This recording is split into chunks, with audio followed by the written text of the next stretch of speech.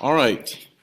So let's go ahead and begin with this lecture here. We're looking at the medicinal chemistry of agents that are used to treat lipid disorders. And as always, we begin with the learning objectives. So in a nutshell, you should be able to recognize some of these structures if you were given on an exam. Be able to know the pharmacophores of the agents. Okay, so the pharmacophore is a repeating part of the molecule that doesn't change. You have a lot of different changes, but the part of the molecule that never changes is the pharmacophore. So in the family of drugs, you should be able to recognize those, the pharmacophores of these agents. Okay. You should also be able to look at any modifications on the main scaffold. So when we add a functional group or we remove a functional group, how does that affect the activity of the drug? And where it's mentioned, understand how the metabolism of these drugs, how the structure affects how the drug is going to be metabolized. So there are five big categories of drugs that we're going to be looking at in this lecture. And they work in different ways. Okay, so we're going to be looking at the bile acid sequestrants.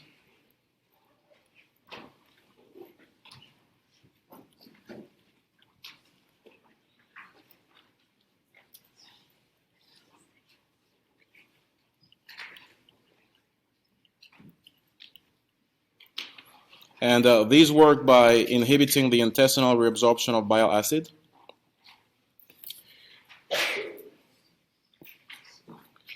Then we'll look at drugs that inhibit the biosynthesis of triglyceride and also inhibit the formation of very low density lipoprotein.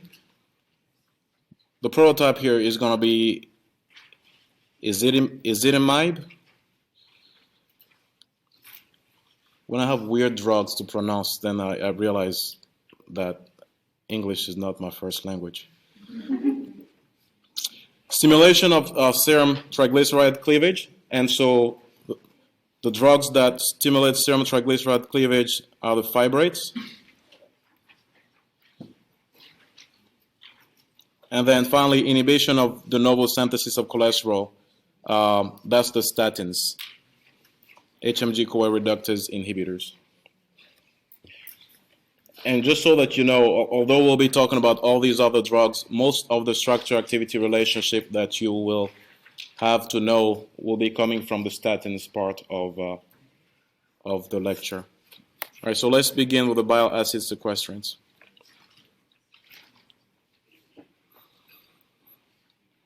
All right, so the role of bile acid is to promote the intestinal reabsorption, the intestinal absorption of lipids and also fat-soluble vitamins. So every time you talk about an acid, obviously you're going to talk about the conjugate base. And when an acid loses the hydrogen, the conjugate base is going to be an anion. It's going to be an anion. Okay? So the conjugate base of these bile acids are anionic bile salts. And these are some of the bile salts here. I've put the structure of cholesterol here just so you can look at the similarities of those bile salts with cholesterol. And you have glycocholate and taurocholate. Both of those are bile salts.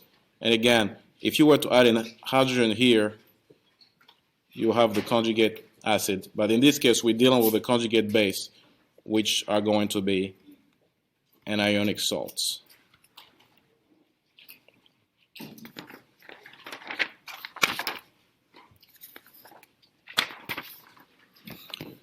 So that's important to know because bile acid sequestrants are going to be positively charged exchange resins.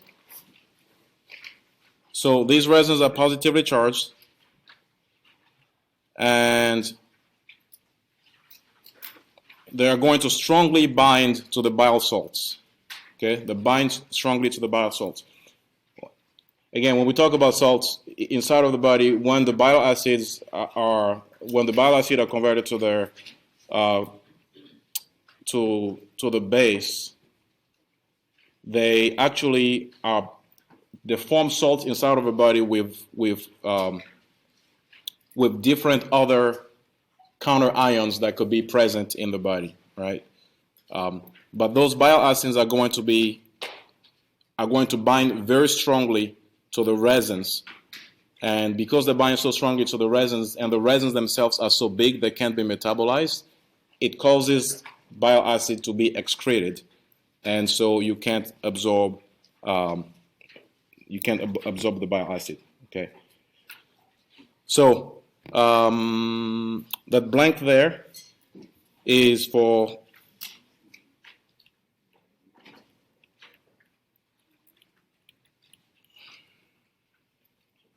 bile acid salts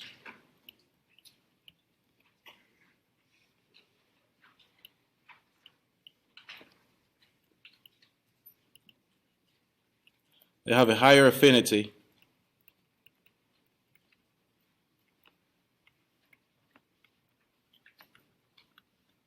to the resin than their counter ion.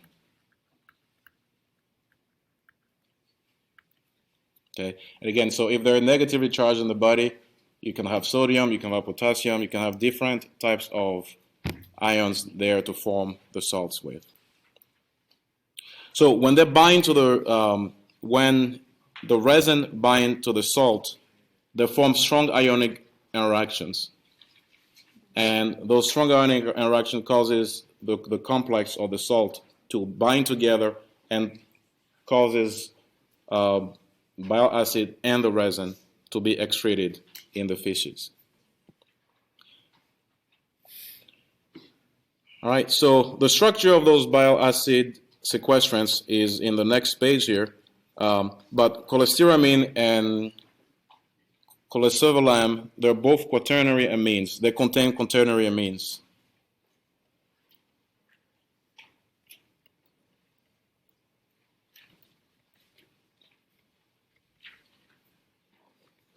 Okay.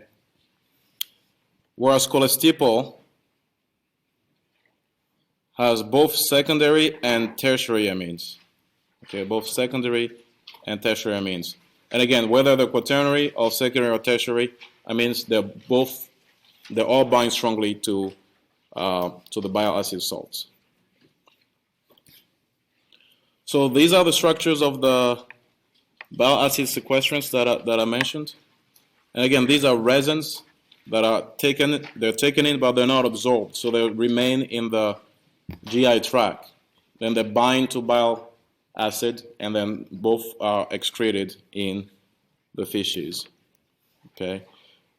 So, yeah. Again, we talked about how big they are. Because of the structure, they're not absorbed. They don't undergo any type of metabolisms. They're excreted as is. Okay. Now, every time you have a positively charged compound that is taken in the body, and especially when you have a resin, that resin can also bind to other negatively charged compounds or negatively charged drugs. So when you are administering these bile acid sequestrants, you have to consider all the other potential drugs that the patient is on. As a general rule of thumb, if you are administering a drug that's going to be an anion, you want to either administer it an hour before the bile acid sequestrant or wait 4 to 6 hours before administering them after you've taken the bile acid sequestrant. Okay, so you want to space the administration of any other drug that could be an anion. And some of these drugs are mentioned here: warfarin, thyroid hormone that we'll study in the endocrinology module, and phenytoin. Okay. Okay, so quick summary of bile acid sequestrants. They are positively charged resins that bind to the negatively charged salt of bile salt. They are so big that they can't be metabolized. So when they form the complex with the bile salt, they are excreted, and by doing that, they reduce the amount of bile that you have present in the body.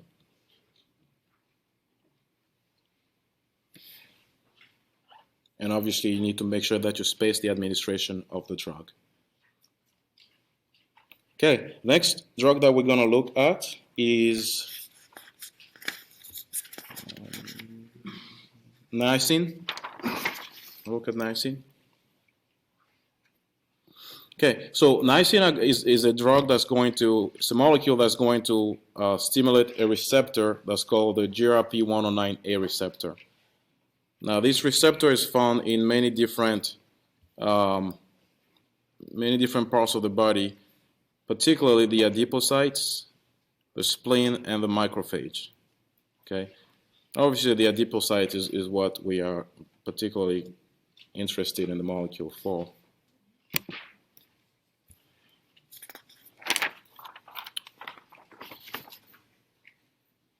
Okay, so the way it works is you have an ion-ion bond with a cationic receptor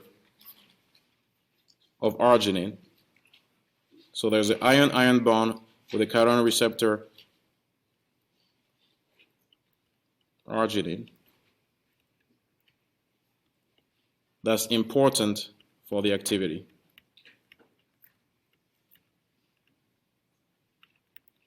Important for the activity.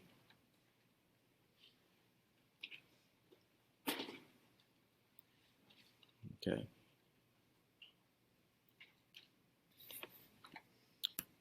You guys remember what arginine looks like?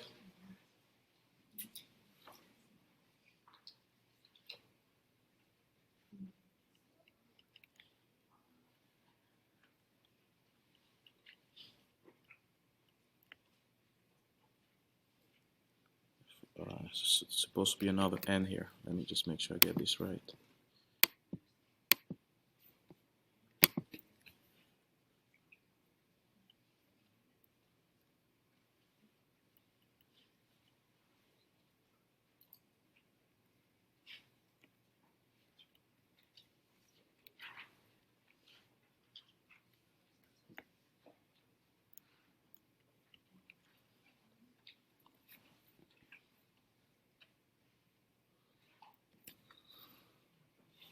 Okay, so what niacin is going to do is going to cause inhibition of the lipolysis of stored triglycerides, and that's going to lead to a reduction in the production of triglyceride, free fatty acids, and other types of fat.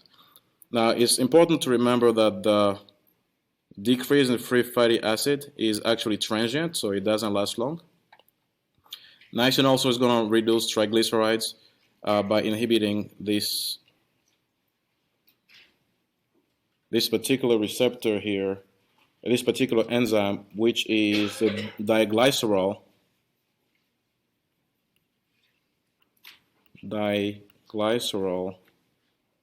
acyltransferase.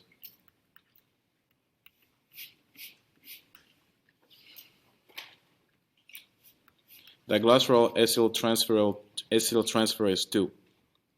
So it inhibits diglycerol acyltransferase 2, meaning that it's going to block the acylation of diglycerides to triglycerides. So you can't transfer acyl groups from, you can acyl acyl groups to triglycerides. Okay.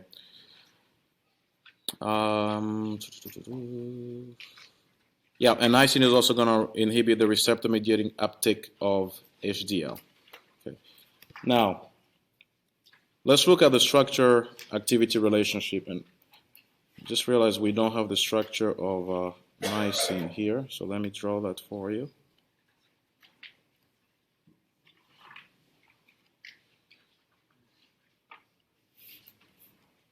let's say oxygen.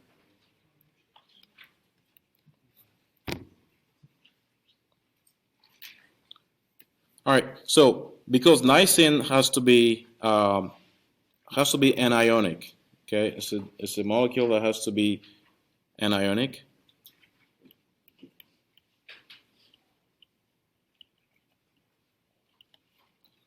To be effective, the carboxylic acid is essential for its activity.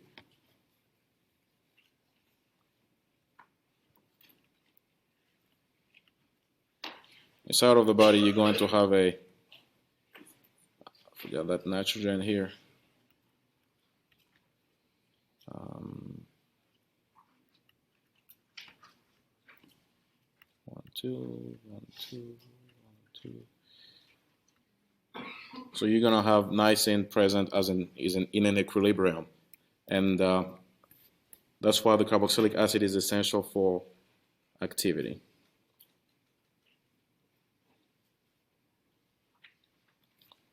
All right.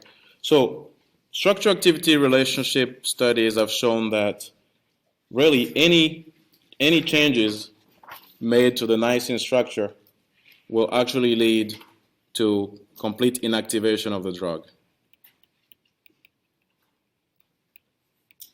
Complete inactivation of the drug. So if you had a trick question on an exam about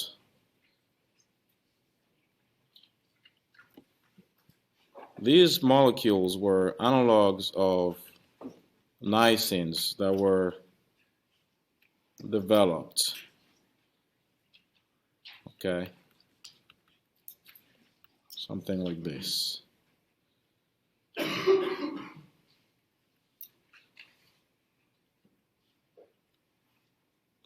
I'm just creating a bunch of different things here. And you were asked, which one of those will be active? The answer will be none.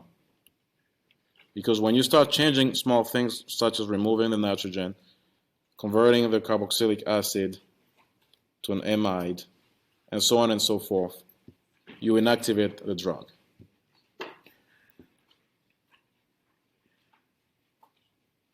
Okay. Now, we know that this moiety is going to be acidic. What about this here, this part? What would you expect it to be? I see you don't want to talk to me. That's fine. So the pyridine portion is going to be basic.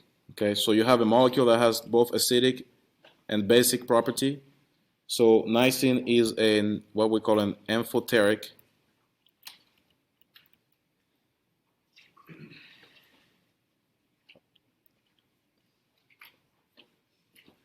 Amphoteric molecule containing both carboxylic acid and pyridine group. But at physiological pH is going to exist primarily as an anion. So a physiological pH is going to exist primarily as an anion.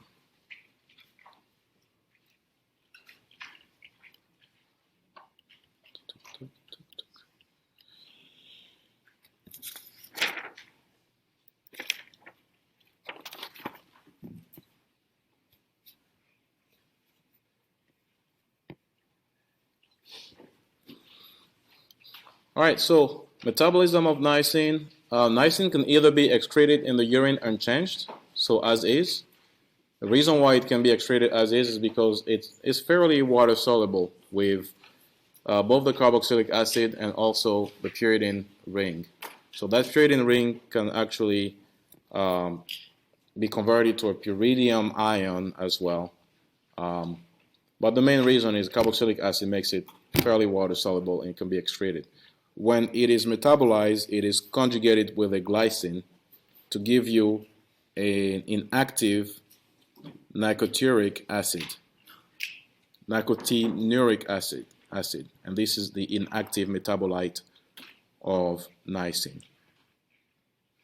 Pay attention to the enzyme that facilitates the metabolism. It's glycine N-acyl transferase, glycine L N-acetyltransferase. Okay, so quick summary about glycine, about niacin.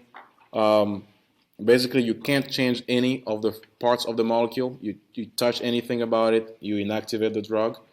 It has to be in an anionic format because it interacts with a cationic amino acid inside of the binding site. And as far as the metabolism, it can either be excreted as is or can be conjugated to a glycine and excreted out of the body.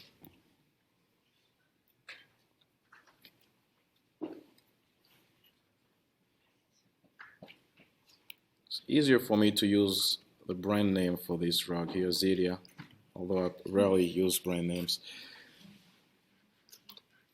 Okay, Xeria is a funny looking molecule, okay? This is what it looks like. There's a few brave students that are going to try to draw it with me. The rest will just flip to the next page.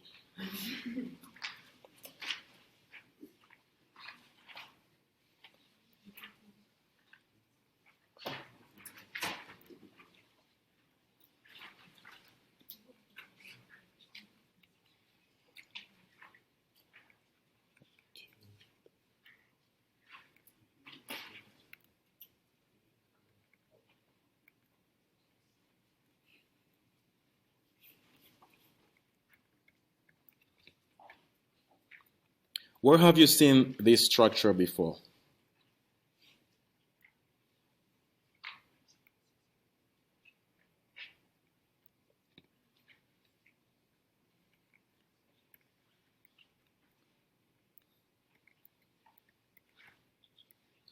It's a beta-lactam, right? I'm missing something here. Missing the, yeah. So it's a beta-lactam that you see in a lot of beta-lactam antibiotics.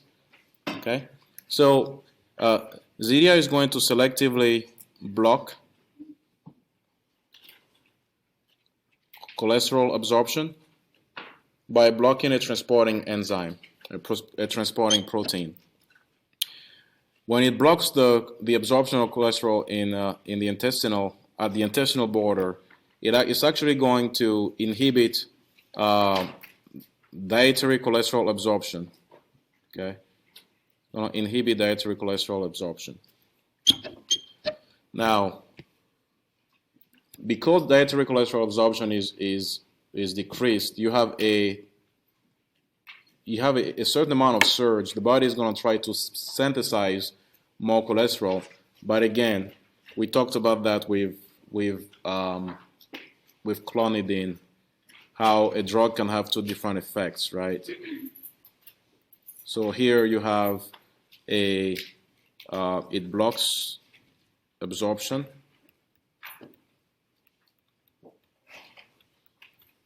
Of cholesterol.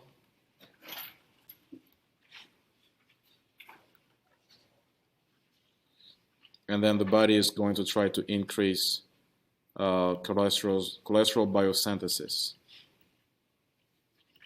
But in the end, the blocking of the absorption of cholesterol has a higher effect than the increase in the biosynthesis of cholesterol by the body. So I just drew those rings there for you. So when we talk about the 1,4-diaryl beta-lactam, let me see if I can draw it again here. Oh, I can just scroll up. Yeah. So let me look at this here. Every molecule is a bit different how you number it. So when you look at this molecule and we talk about 1,4, so this is a heterocyclic compound. Carbon, nitrogen. Nitrogen will have the highest. It's going to have the highest here.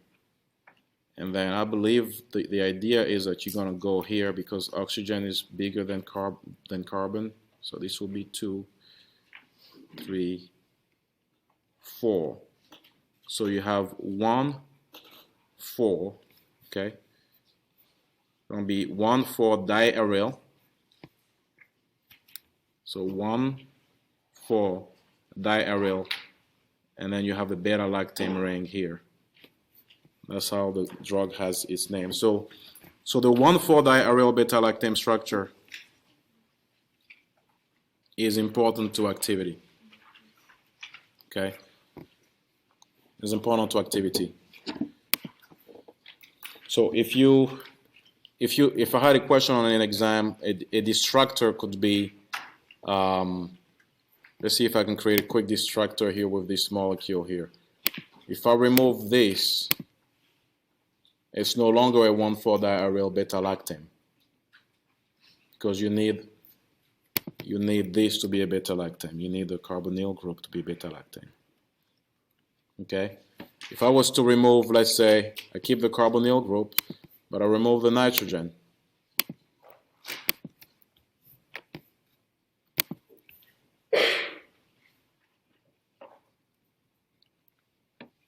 This will no longer be an active, it will no longer be active in reducing cholesterol. And we can keep playing with all those different structures. We can also remove one of the aryl groups. So I'm sure you get the picture by now. Okay, you remove one of the aryl groups, well, this won't be active. It won't be active. Okay. Let me actually make note of that question. I think I may need to bring it back.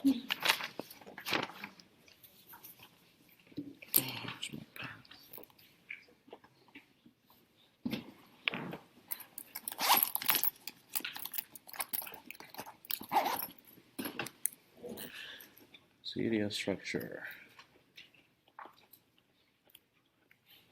Change. All right. All right, let's keep going.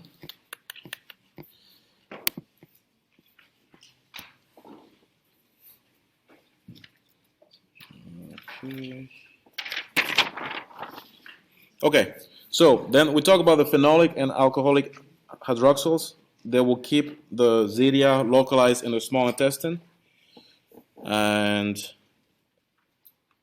I should have just drawn this manual with my computer, but so when you look at the structure of the drug, obviously you have, we talked about the aryls.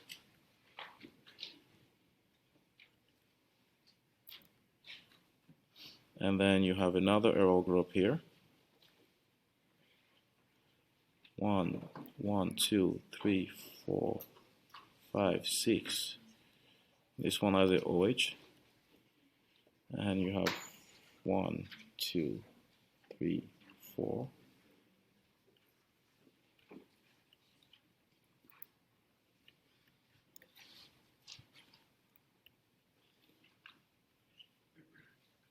Supposed to be F here. Yeah. Okay. All right.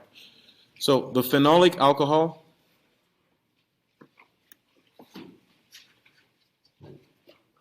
Phenolic alcohol here, as well as the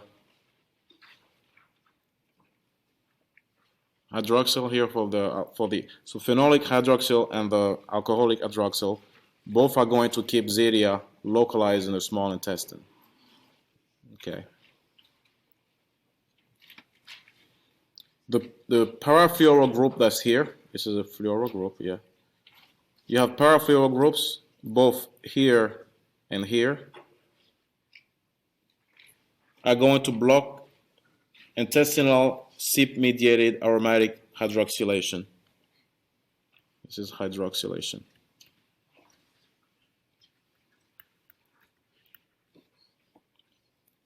And by doing that, it's going to prolong the activity of the drug, or prolong the duration of action. So when you look at metabolism of aryl rings, the para position is the most likely to be how do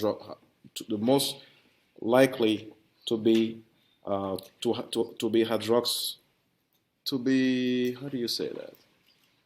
To undergo hydroxylation. Okay. because of sterics reasons. It's the further away from all the other points. So this one is closer to the molecule, but the para position is the furthest away. So it's going to be the most likely to undergo hydroxylation.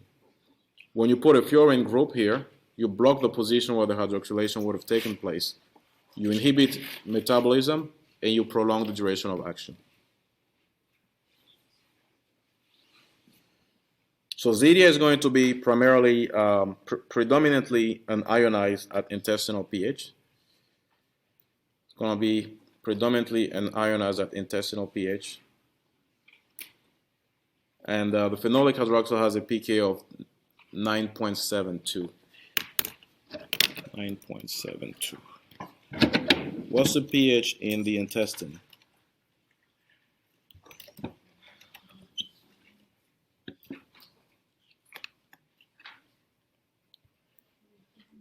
Google says 6.6. So intestinal pH is going to be 6.6. Okay.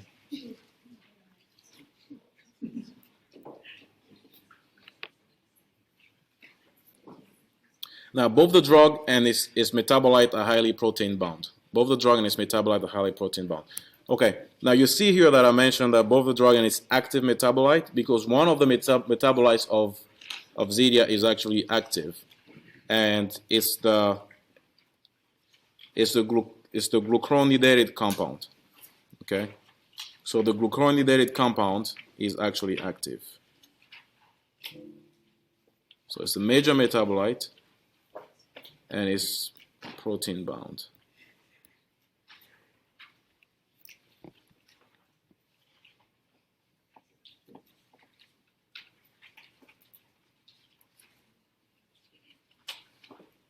So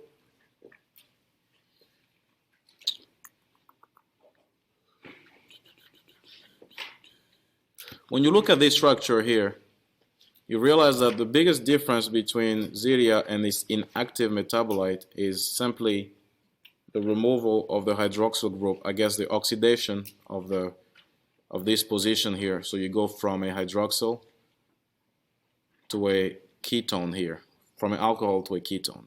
And this deactivates the drug. Okay, so this reinforces the belief that the hydroxyl, both at the alcohol and the phenol, are important for the activity.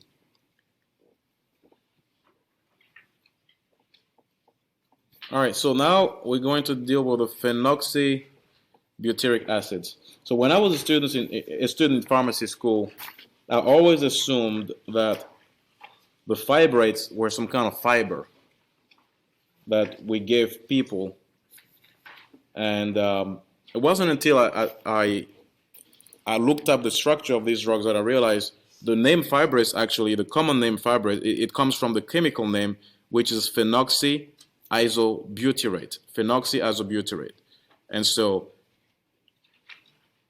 it really should be like fibrate. But nobody's going to write it that way. So the common name is fibrate. So it's the phenoxy isobutyrate, which is the chemical name. And they activate the PPAR alpha receptor. PPAR alpha receptor is a nuclear protein that's responsible for the regulation of fatty acid metabolism. Responsible for the metabolism of fatty acid metabolism. Now, there's two drugs in that class that we're going to look at, gemfibrozil and fenofibrate. Gemfibrozil and fenofibrate. And just by looking at those structures, you can already see that one of them is probably going to be a little more lipophilic than the other because of the presence of these extra groups here. Okay. So let's first look at the pharmacophile, okay, for the fibrates, and then we will discuss the rest. So this is the pharmacophile for the fibrates. You have a phenoxy moiety that's essential. You have an isobutyric moiety here. Isobutyric acid moiety, okay? And the charge here, negative charge, is essential for the activity. So if you were to see a fibrate that is an ester, it tells you that that ester is actually a prodrug because it will have to be cleaved inside of the body to generate the negative charge. Now, depending on you look at the spacer here, depending on the number of carbon, the more carbons you have, the more lipophilic the drug is. Okay, the more carbon you have, the more lipophilic the drug is going to be. Okay.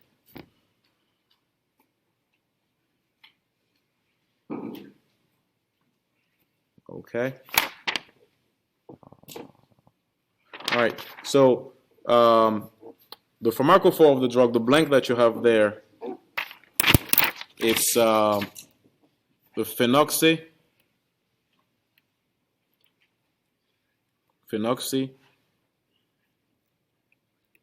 iso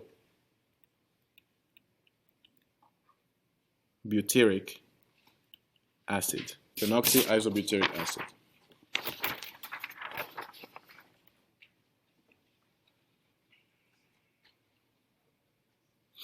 So fibrates are going to interact with the receptor through an essential ion dipole interaction with tyrosine 464. Tyrosine is one of these amino acids that you are expected to know.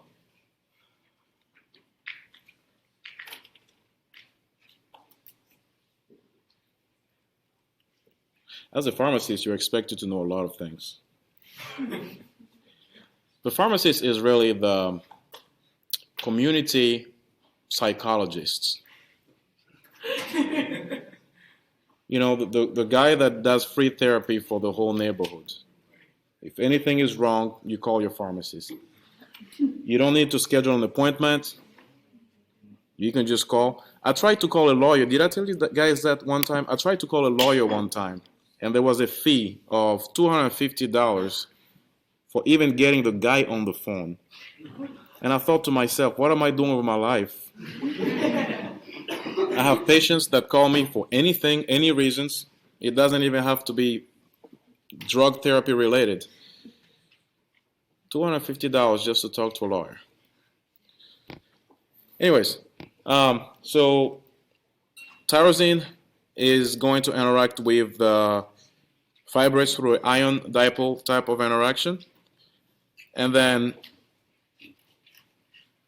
because the fibric acid pK is 3.5, at physiological pH, the fibrate and ion is going to predominate. Okay, it's going to predominate. Again, I mentioned fibrate esters. So this blank here is for fibrate esters. So fibrate esters must hydrolyze to release the active anion.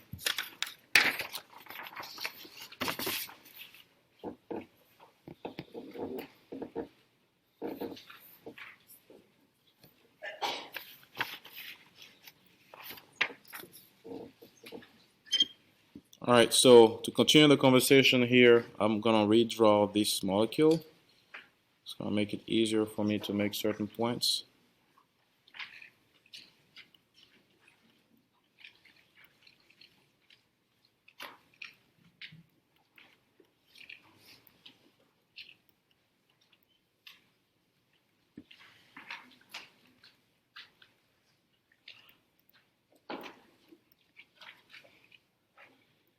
Okay, so that's the phenoxy isobutyric moiety again. So this is what we call the spacer.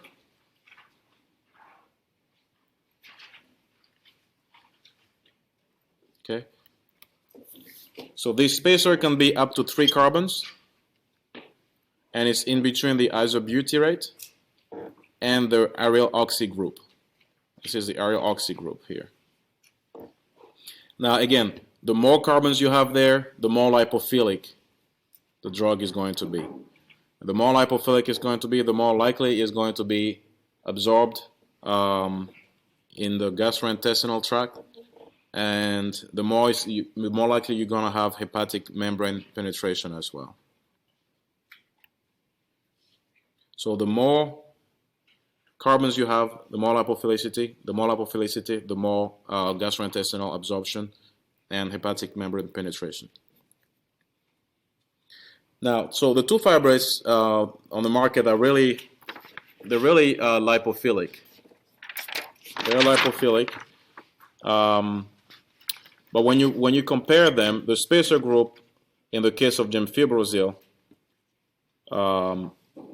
contribute to their lipophilicity. So I wonder how to put that together so you can see both.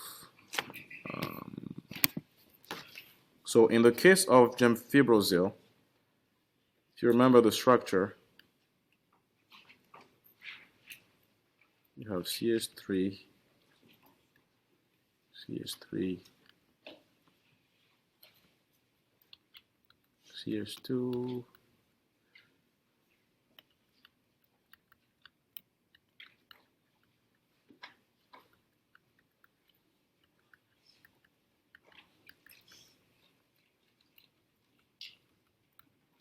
this is gemfibrozil, and then you have fenofibrate.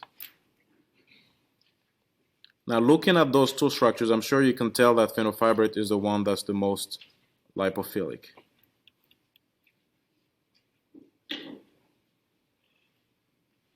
The chloro group here. Then you have the same groups.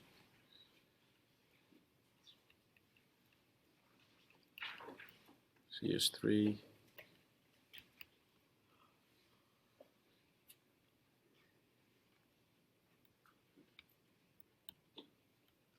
Okay, so in the case of gemfibrozil,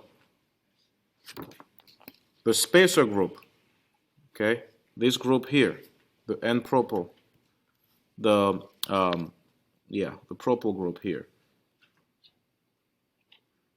is what allows the drug to be lipophilic. Obviously, you also have the aryl group here. Okay. Now, in the case of fenofibrate, you have many other things that can contribute to the lipophilicity. You have the isopropyl groups.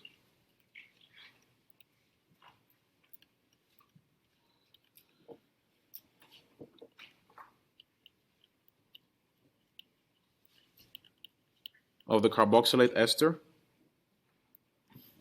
So you have this isopropyl group here of the carboxylate ester that are going to give fenofibrate more lipophilicity. And then you also have the parachlorosubstituent. Parachlorosubstituent. As well as the whole extra L ring there. So that's going to help it be more lipophilic.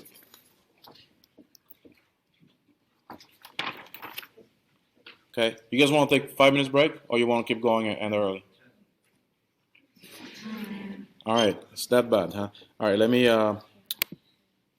pause this. All right, so let's pick up where we left off. All right, so now we're going to talk about the statins, the HMG-CoA reductase inhibitors. And bless you, statins. Okay, so those drugs are available both as active and prodrugs. Active and prodrugs. Here are some of the statins that we're going to be looking at today. And I will bring these, I'm going to have to redraw some of these molecules as we go in our discussion just to make more sense as we go through it. Okay, so let's talk about the mechanism of action here. Mechanism of action. So these drugs are going to inhibit the rate limiting step in the synthesis of cholesterol, in the biosynthesis of cholesterol. So they're going to compete with the 3-hydroxy, 3-methyl-glutaryl-CoA for access to HMG-CoA reductase active site. So they're competitively going to bind to that active site and prevent HMG-CoA to bind there. Again, we've talked about competitive binding before, right? I don't want to do too much of this, but so this is a statin. Okay, a statin is going to bind, and then it's going to prevent HMG-CoA from binding.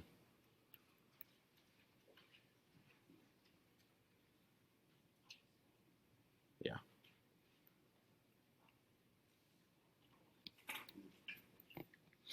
Now they have a higher affinity to the enzyme than the endogenous ligand. So 1,000 to 10,000 fold higher affinity. And the way you do that is you really want to mimic the structure of the intermediate. You want to mimic the structure of the intermediate. And so they have 1,000 to 1,000 to 10,000 fold, 1,000 to 10,000 fold affinity, higher affinity. And they are synthesized with a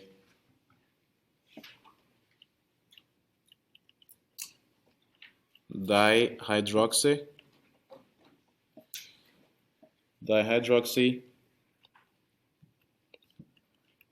heptanoic acid to mimic HMG. Okay. Now, you also, as you look at the structure of some of these drugs, you're also going to see that some of them have a heptanoic acid, meaning that you have a double bond in the structure. So if you will allow me to go up a little bit here, see that you have a double bond here. Okay, double bond here. Okay, all right. So let's keep moving. So a key interaction between the statins and the HMG-CoA reductase enzyme is an ion-ion bond between the anionic statins and cationic lysine.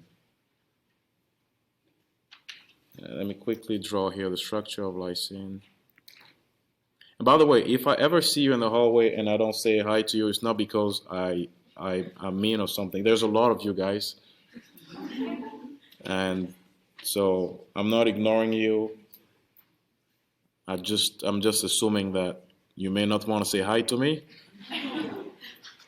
And so I'm not a mean person.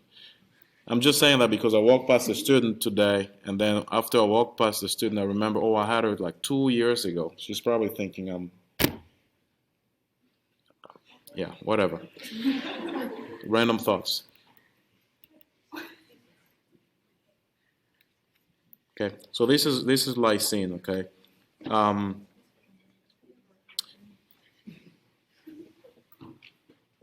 So there's a couple of things that could happen. What I'm assuming is happening here is that the lysine is going to pick up a hydrogen in, I need to check the pKa of this lysine.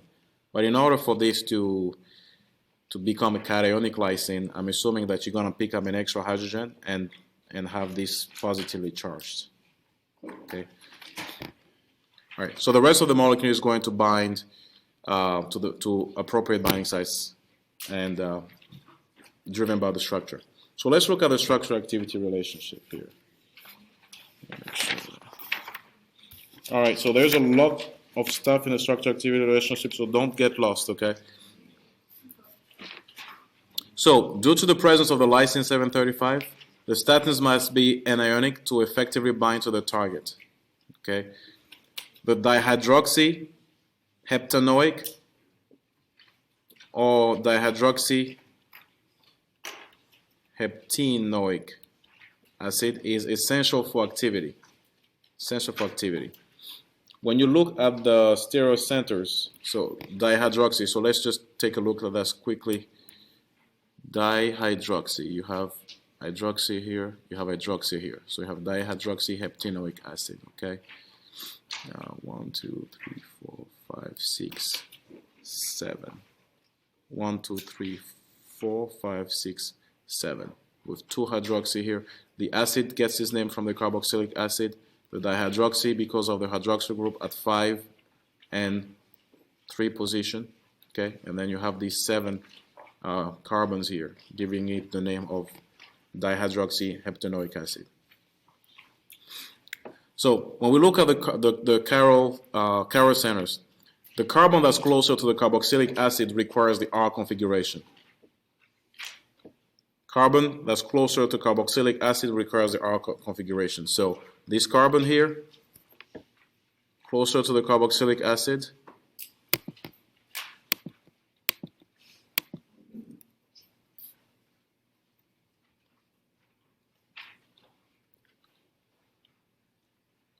requires the R configuration. Okay? The ones that's further away can either be R or S. Can either be R or S, and it depends on whether it's heptanoic or heptenoic. Okay? So the R configuration is required for dihydroxyheptanoic acid, and the S configuration is required for dihydroxyheptanoic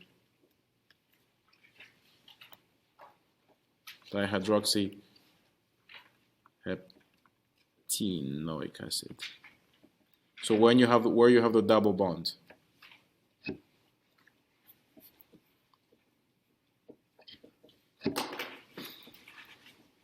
All right, so the ring components, there's 2 different types.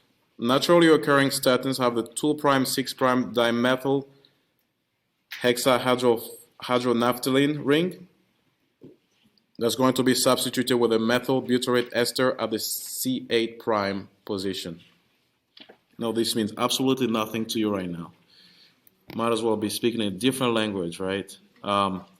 So naturally speaking, natural occurring statins have a 2' 6' dimethyl hexahydronaphthalene ring. Okay, and so when you look at the, and I'm not gonna do that. I'll just mention that to you guys. But if I give you a question on the exam, it will be more like tell me which one of those statins is a naturally occurring statin. So let's say you're looking at these here. Okay, just based on what we just mentioned about the 2' 6' dimethyl hexahydronaphthalene ring. Which one would you identify as a naturally occurring statin?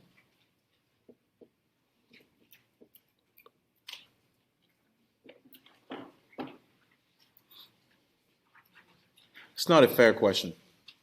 All right, so for the exam, I'm not going to ask you that. Let me just make a note here. I'm not going to ask you that for the exam, okay? I'm not going to ask you that on the exam, okay? All right. So when you add a alpha CH3 to the methyl butyrate group of lovastatin, it increases activity twofold. It increases the activity twofold. Okay. So the question I asked you earlier, let me walk you through that. But I'm not going to ask you that question on the exam. I just want you to see a little bit of what I'm thinking about. So look at the name first. Dimethyl, 2' 6' dimethyl, right? When you look at these structures here on page 16, okay, the only ones that actually have a 2' 6' will be these guys here. You have a dimethyl here.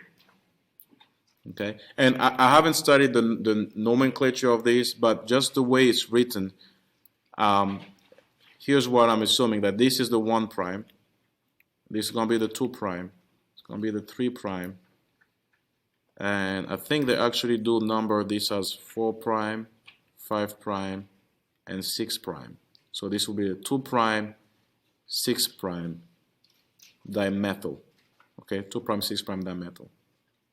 Now, when we talk about the lovastatin and simvastatin, if you add, the R here, H is for lovastatin, and CH3 is for simvastatin. H is for lovastatin, CH3 is for simvastatin. Okay. So the addition of an alpha CH3 to the methylbutyric group increases the activity twofold. So when we talk about alpha butyric group, so butyric 1, 2, 3, 4. So that's 4. Okay. Butyric is because you have the carboxylic acid moiety here, so it's going to be butyric. And if you put the methyl group at the alpha position here, it actually increases the activity twofold. So between lovastatin and simvastatin, which one should have higher activity? Simvastatin should have higher activity based on what we just discussed. Okay, it should have higher activity. Okay, let's just continue through these so that I can actually have time for questions at the end. Synthetic statins have heteroaromatic ring systems. Okay, and then you have isopropyl or p-fluorophenyl substituents that will contribute to receptor affinity. Now, statins with polar functional groups are positioned to bind, the polar functional groups on the statins are positioned to bind arginine and serine. So you have rosuvastatin and atorvastatin. Those types of statins have a significantly higher affinity and potency. They have a significantly higher activity and potency.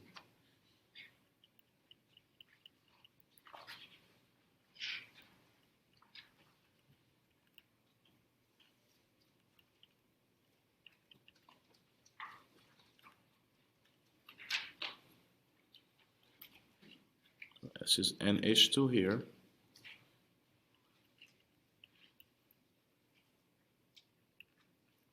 What's this amino acid here?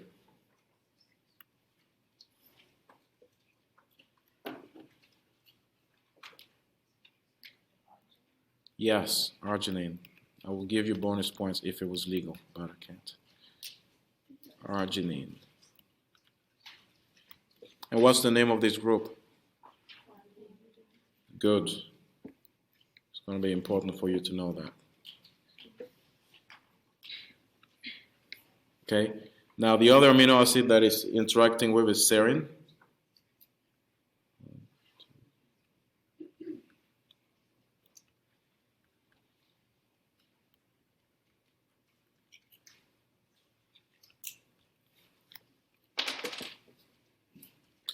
So these amino acids that have polar functional groups that are positioned to bind the arginine and the serine have a higher affinity and higher potency. So one of the examples of the polar functional groups is right here. Okay, you have polar functional groups here. And they're going to have a good interaction with the serine and the arginine here.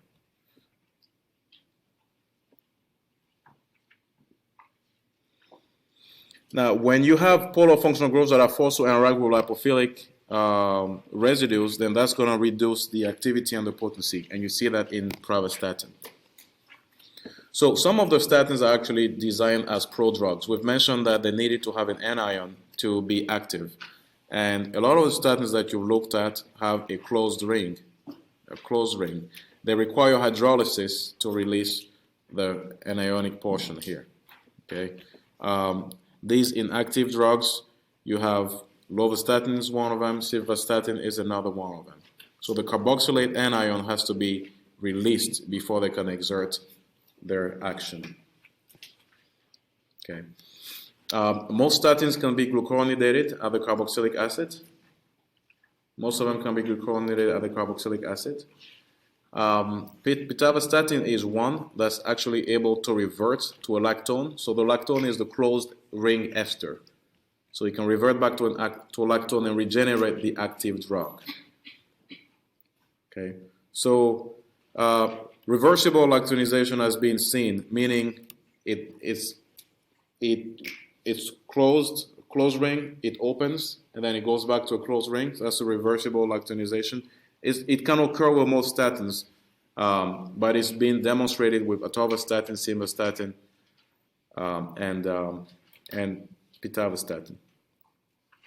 So the enzymes that are responsible for the metabolism of the statins are CYP3A4 and CYP2C9. Okay, when it comes to CYP3A4, the saturated statins are going to be metabolized by the CYP3A4. CYP3A4.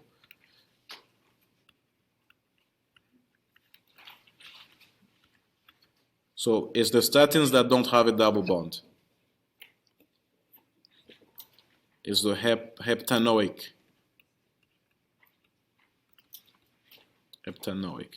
statins. Those can be metabolized by CYP3A4.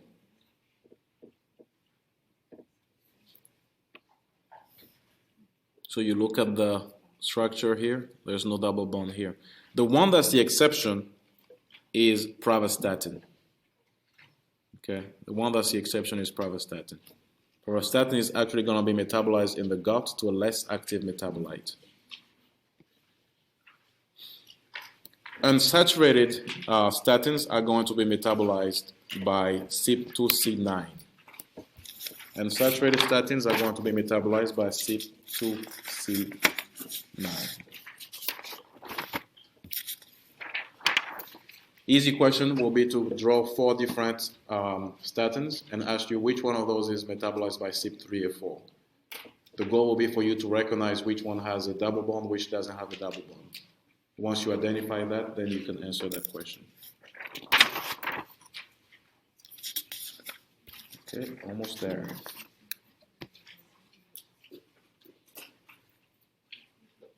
All right.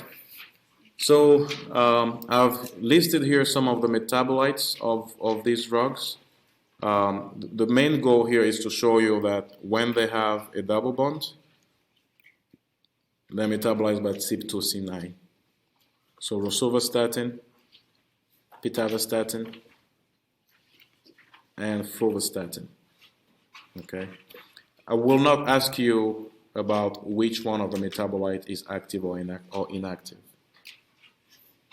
The main thing that I want you to know about the metabolism is if it has a double bond in it, it's going to be metabolized by CYP2C9. If it doesn't have a double bond, it's going to be metabolized by CYP3A4. All right, so lipophilicity. When we talk about lipophilicity, it's really going to be influenced by the nature of the substituents on the ring. So the larger the rings, the more lipophilic it's going to be.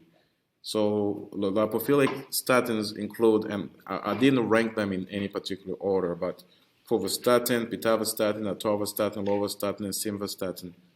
All those are going to be significantly lipophilic, more lipophilic. They have carbon-rich rings, and you understand that when we talk about lipophilicity, log of p-value, you look at the whole molecule. You look at both the polar portion of the drug and you look at the hydrophobic portion of the drug. So in this case, the very rich carbon-rich ring system overrides the presence of the polar substituents. Now, those statins are going to be absorbed across the gastrointestinal, hepatic, and muscle cells through passive diffusion. Okay? So if they're lipophilic, passive diffusion. If they are not lipophilic, though, if they are hydrophilic, then they're going to require some type of active transport. they're going to require some type of active transport to get inside of the cells. All right, and so we have the Oatp transporter that's going to be responsible for that. The Oatp transporter is an organic anion transporting polypeptide. There's different subtypes of those. You have Oatp, there's different numbers. In our case, we are looking at Oatp1B1, okay, which is going to be responsible for the transport of some of these hydrophilic statins. So again, they're carbon poor, they're more hydrophilic, so they can't go across the cell membrane by passive diffusion. They need some types of carrier-mediated transport. Okay, so once they're transported into the liver, they are trapped inside of the liver because they can't get back out. They need a transporter to pull them back out. So they're trapped into the liver. So that it makes those drugs really hepatoselective. It makes them hepatoselective because transported in the liver by active transport, have no way of leaving the liver. They become more hepatoselective. Okay. Prodrug statins have no affinity for the transporter because they are not ionized. And the prodrug statins are those that have the lactone chain, the lactone ring, instead of being open chain and being charged. Okay. And in order for those statins to be picked up by the transporter, they have to have a negative charge. Now, here's a short list of those statins here. Atorvastatin, fulvastatin, rosuvastatin have the highest affinity for the organic anion transporting polypeptide 2B1 on the muscle cell. Pitavastatin, pravastatin are going to bind to the organic anion transporting polypeptide 2B1 in the intestine, but not on the muscle. This will be a really, really straightforward true or false question. This line right here. True or false question. You know, true or false, pitavastatin binds to the OATP2B1 in the muscle, but not in the intestine.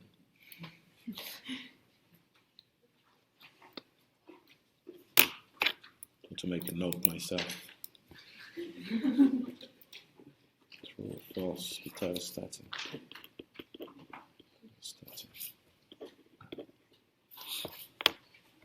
Okay, and then fulvastatin and the other hydrophilic statins, as I mentioned before, they're going to use the OATP-B1 transporter to enter the hepatocyte.